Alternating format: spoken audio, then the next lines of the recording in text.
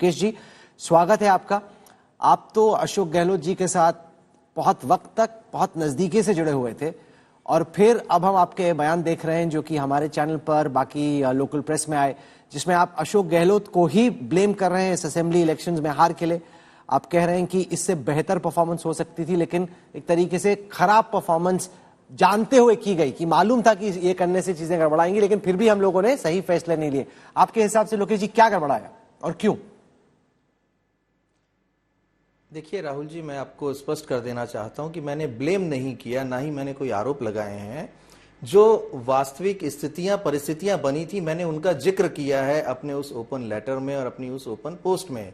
मैंने स्पष्ट रूप से ये बताया है कि मैं 6 महीने पहले मुख्यमंत्री जी को ये तमाम फीडबैक दे चुका हूं कि अगर हमने इन सिटिंग विधायकों के टिकट नहीं काटे तो हम सरकार में वापसी नहीं कर पाएंगे। क्योंकि पिछले 8 महीने से प्रदेश भर में मैंने घूम घूम कर जो एक प्रोग्राम आयोजित किया, कंडक्ट किया युवा संवाद के माध्यम से, मैंने हजारों यंगस्टर्स के साथ वहां पर इंटरेक्शन किया और जो लोकल सेंटिमेंट्स थे उनको कलेक्ट करने के बाद जो फीडबैक दिया, उसमें बहुत स्पष्ट रूप से ये सामने आया कि सिटिंग विधायकों के खिलाफ जनाक्रोश है।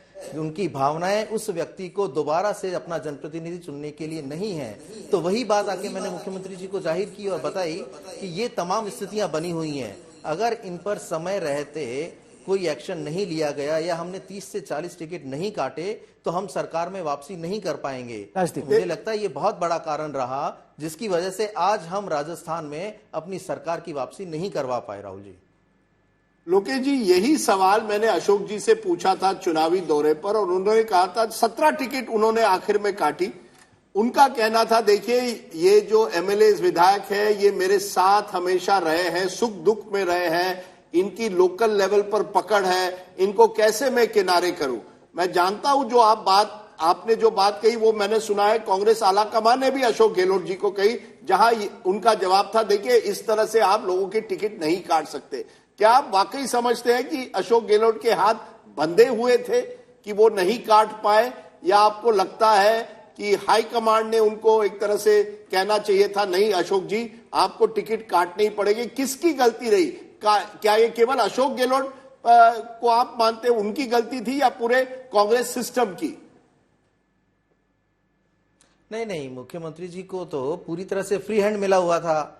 आला कमान ने उन्हें पूरे तरह से फ्री हैंड दे दिया था, क्योंकि मुख्यमंत्री जी ने भरोसा दिलाया था आला कमान को कि मैं सरकार वापसी करवा के रहूंगा, और उन्होंने जिसको भी टिकट दिलवाना चाहा उसे मिला। जहां तक बात है टिकट कटने की, तो जब ग्राउंड की सारी रिपोर्ट्स आ रही हैं, सिर्फ मैं अपने फीडबैक की बात नहीं कर रहा हूं, तमाम एजेंसी जिन लोगों ने सर्वे किया, चाहे वो एआईसीसी के माध्यम से किया हो या प्रदेश कांग्रेस कमेटी के माध्यम से किया हो या इंडिपेंडेंट किसी भी एजेंसी ने जो सर्वे किया, उस हर सर्वे की रिपोर्ट में यही था कि सिटिंग एमएलएस के टिकट काटे जाने चाहिए। और अगर तो क्या मजबूरी क्या थी तो निश्चित तौर पर लोकेश जी मजबूरी नहीं, लोकेश जी जैसे मैंने कहा मुख्यमंत्री भी ये जानते थे, ऐसा नहीं है कि अशोक गहलोत जी नहीं जानते थे, वो भी जानते थे कि एंटी इनकम्बेंसी एमएलए के खिलाफ है। तो मजबूरी क्या थी कि उनको सबको टिकट देना पड़ा? कुछ लोगों के काटे गए, महेश जोशी जो उनके करीबी थे उनको टिकट नहीं दी गई, तो क्या मजबूरी थी कि बाकियों के टिकट नहीं काटे गए?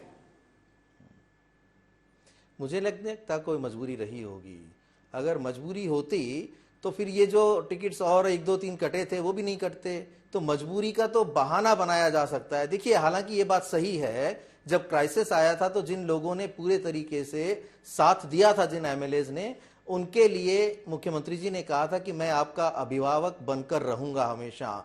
लेकिन सरकार वापसी के लिए, यानी संगठन में जब आपको ये पता लग रहा है कि कौन व्यक्ति चुनाव जीत सकता है, कौन हार सकता है, तो हमारी पहली प्राथमिकता सरकार की वापसी थी, ना कि उन लोगों को अप्लाई ये भी तो कह सकते हैं कि आप खुद भीलवाड़ा से, बीकानेर से टिकट मांग रहे थे। लोकेश, आप खुद भीलवाड़ा बीकानेर से टिकट मांग रहे थे, आपकी दाल गली नहीं, इसलिए अब अपने बॉस पे गोली चला रहे।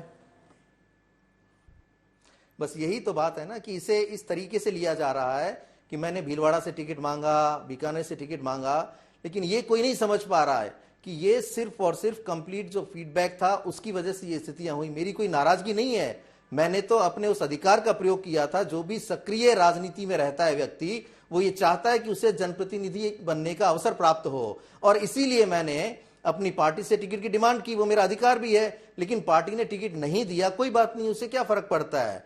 लेकिन जो ओवरऑल स्थितियां बनी, देखिए मैं फिर उदाहरण देना चाहता हूं, आपने बीकानेर का जिक्र किया इसलिए मैं बताना चाहता हूं, मैंने 6 महीने पहले मुख्यमंत्री जी को कह दिया था कि ये कैबिनेट मिनिस्टर बीडी कल्ला जी लगभग 20,000 से ज्यादा मतों से चुनाव हारेंगे, और कल का परिणाम आप उठा के देख लीजिए, 20,000 प्लस वोटों से ही वो चुनाव हारे हैं। जबकि बीडी कल्ला जी इसी बात का दम भरते रहे कि मेरे अलावा यहां कोई दूसरा कैंडिडेट नहीं है, ना ही कोई मजबूती से चुनाव लड़ सकता है।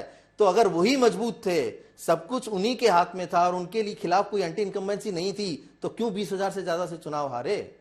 तो ये जो तमाम स्थितियां थी, चौधरी बोल रही हूँ, आपको एक उदाहरण देती हूँ, जो लोकेश शर्मा जी, एक उदाहरण देती हूँ, 25 सितंबर को जो हुआ था, तो क्यों ना बोला जाए कि आपने अब गिरगिट के जैसे रंग बदल दिया है, क्योंकि 25 सितंबर को आप तो शांति धारीवाल के साथ ही बैठे हुए थे ना। तो अगर आपको इतना आला कमान पे इतनी रिस्पेक्ट है, नहीं होना चाहिए था जो हुआ, आप तो उसी के उत्तराधिकारी बन के बैठे हुए थे 2022 में, जो पिछले साल हुआ। देखिए मैं आपको स्पष्ट कर देना चाहता हूं, शायद आपकी जानकारी ये अधूरी है, मैं शांति धारीवाल जी के साथ नहीं था उस दिन, जिस दिन ये घटनाक्रम हुआ था 25 सितंबर वाला। मैं उस दिन मुख्यमंत्री निवास पर था, क्योंकि वहां तैयारियां हो रही थी रात को विधायक दल की बैठक की, इसलिए ये जानकारी अपूर्ण और अधूरी है कि मैं शांति धारीवाल लोकेश शर्मा जी, मैं वहीं पर थी, जहां तक बात की आपने, जहां तक आपने बात की जी मैं वहीं पर थी, इसीलिए सवाल कर रही हूं, क्यों ना पूछा जाए आपसे कि आपने अभी गिरगिट के जैसे बिल्कुल रंग बदल दिया है, 24 घंटे भी नहीं हुए आपके लीडर को चुनाव हारे हुए, और आज आप ऐसे आरोप उन पे लगा रहे हैं। अभी तक तो आप उनके बिल्कुल साथ बैठे हुए थे, हर चीज में उनका साथ दे रहे थे। देखिए मैं यही कह रहा हूं ना कि इसे आरोप ना समझा जाए, अगर सच बोलना आरोप है तो मैं नहीं मानता कि इसे आरोप के रूप में लिया जाना चाहिए था। जहां तक आप बात कर रहे हैं कि आपने 25 सितंबर को क्यों नहीं कहा, देखिए मेरी जो भूमिका थी वो मुख्यमंत्री के ओएसडी के रूप में थी, और मैंने उस जिम्मेदारी का निर्वहन किया। कल जब ये चीजें सारी की सारी खत्म हो गई, मुख्यमंत्री जी का जब रेजिग्नेशन हो गया, तब मैं उस जिम्मेदारी से मुक्त हो गया, और क्योंकि उस जिम्मेदारी की वजह से, उसमें बंधे होने की वजह से मैं अपने उस बॉस के खिलाफ कुछ बोल नहीं सकता टीवी से आने से पहले रंधावा जी से बात की है आपने? सार्वजनिक रूप से जनता को बताया। जो सुखजिंदर रंधावा हैं, जो इंचार्ज है, टीवी से आने से पहले आपने जो आला कमान है, सुखविंदर रंधावा जी हैं, उनसे बात की है? उनको बताया है इतनी बड़ी बात? नहीं, मैंने तो किसी से बात नहीं की। पर फिर आपका दायित्व नहीं है कि आप कांग्रेस के टॉप कमान से बात करें? मैंने अपनी जो भावना है वो पूरी तरह से ओपन कर दी, कल ही मैंने लिख दिया सारा कुछ, तो अलग से तो मैं आपको एक डायरेक्ट क्वेश्चन पूछता हूं, क्या आप समझते हैं अगर सचिन पायलट को अकोमोडेट किया जाता पिछले साल या 6 महीने पहले, आखिर में नहीं एक फोटो ऑप, क्या आप समझते हैं कांग्रेस चुनाव जीत पाती राजस्थान? क्या यह भी एक गलती थी? हाँ, अगर पहले हालात सुधर जाते तो मुझे लगता है कि परिणाम और बेहतर हो सकते थे, और शायद आज हम जीत के बाद बात कर रहे होते। तो आप कह रहे हैं सचिन पायलट को अकोमोडेट नहीं करना एक गलती थी? मैंने ये नहीं कहा कि गलती थी, मैंने कहा कि अगर किया जाता तो परिणाम ज्यादा अच्छे होते, और मैं लगातार इस बात को कह रहा हूं कि युवाओं को प्राथमिकता देना आवश्यक हो गया था। राजस्थान में जितने टिकट नए दिए गए, नए लोगों को जिनको मौका दिया गया, आप उठा के परिणाम देख लीजिए, लगभग 80% से ज्यादा उन युवाओं ने चुनावों में जीत हासिल की है, जहां जहां नए चेहरे दिए गए। तो मेरा तो सिर्फ यही कहना था कि नए लोगों को टिकट दें, पुराने जो चेहरे हैं उनको बदलना चाहिए, 30 से 40 लोगों के टिकट काटे जाने चाहिए।